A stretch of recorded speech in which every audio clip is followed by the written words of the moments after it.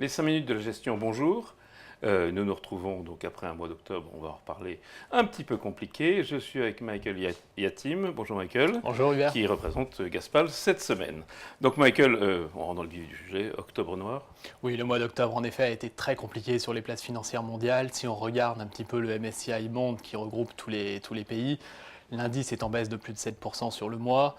On baisse aux États-Unis, on baisse en Europe. Le seul pays qui s'en est bien sorti, c'est le Brésil qui progresse bien grâce à l'élection de Jair Bolsonaro. Oui, il y a quelque chose d'extérieur. Alors, comment ça s'est passé et pourquoi ça s'est passé ? Les raisons de cette baisse sont plutôt multiples. Tout d'abord, on a eu des inquiétudes aux États-Unis sur la hausse du niveau des taux d'intérêt, puisqu'on a touché le niveau de 3,2% au cours de mois.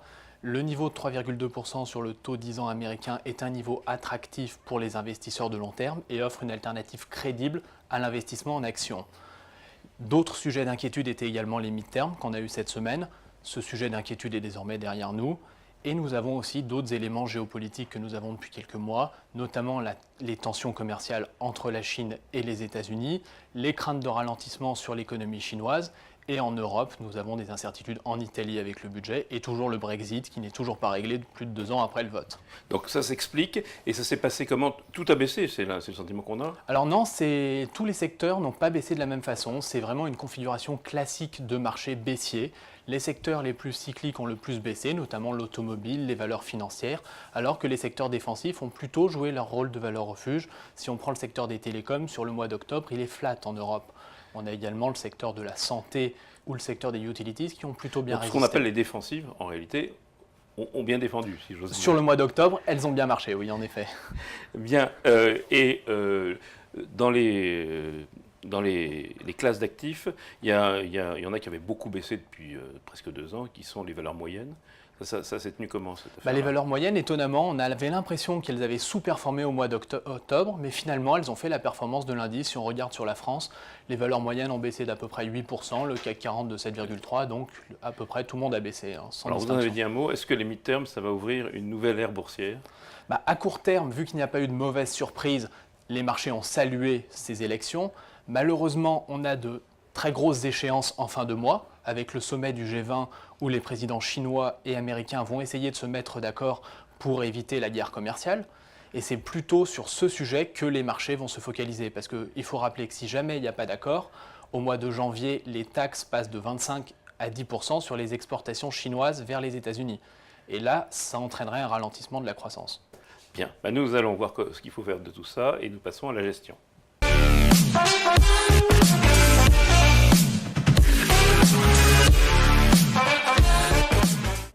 Alors Michael, qu'est-ce que fait Gaspal dans cette tempête ?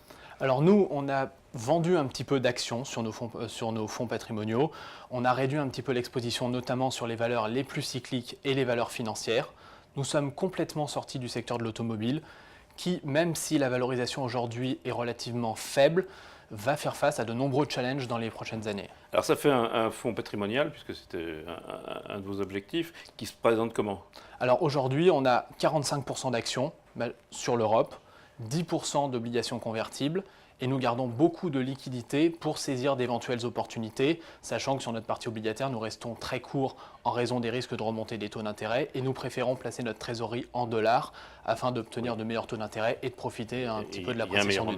Alors justement, qu'est-ce que vous attendez des banques centrales ? La Réserve fédérale s'est réunie hier soir, dans les mois qui viennent. La Fed devrait continuer sa politique de resserrement monétaire. Nous attendons une hausse des taux au mois de décembre, puis 3 hausses en 2019. La Fed va continuer à réduire la taille de son bilan, comme elle le fait depuis 2 ans maintenant. En Europe, nous attendons un statu quo de la part de la Banque Centrale Européenne jusqu'en septembre 2019 en ce qui concerne la hausse des taux et un arrêt des achats d'actifs à la fin décembre comme c'était prévu. Mais les politiques monétaires vont encore diverger pendant les 9 prochains mois entre les États-Unis et l'Europe. Pour les marchés, ça veut dire quoi ces politiques divergentes ? Normalement, ça devrait favoriser le dollar. Mais bon, c'est pas ce qu'on a vu. Historiquement, ça n'a pas toujours. Alors, justement, les niveaux de valorisation des bourses américaines et européennes notamment. Il y a une décote toujours en Europe.